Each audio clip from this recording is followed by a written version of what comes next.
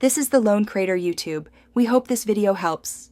You open the Chase app and sign in immediately so you can act on the transaction. This protects your session.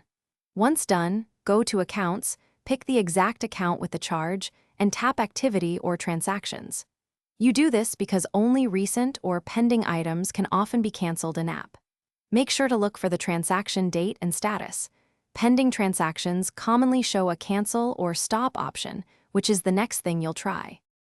You now tap the transaction to inspect details: merchant, date, amount, and crucially the status. If it shows pending, look for Cancel or Stop Payment button and tap it. The app offers this because the payment hasn't settled.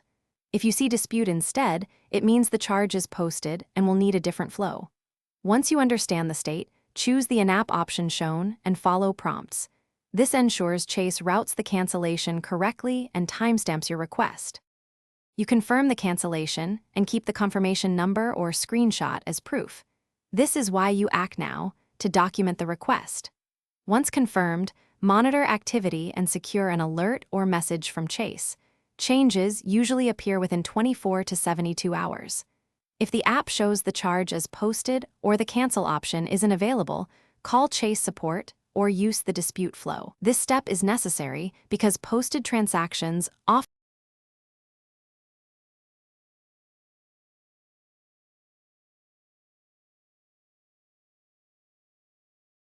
Thanks for watching. Consider subscribing if we helped you.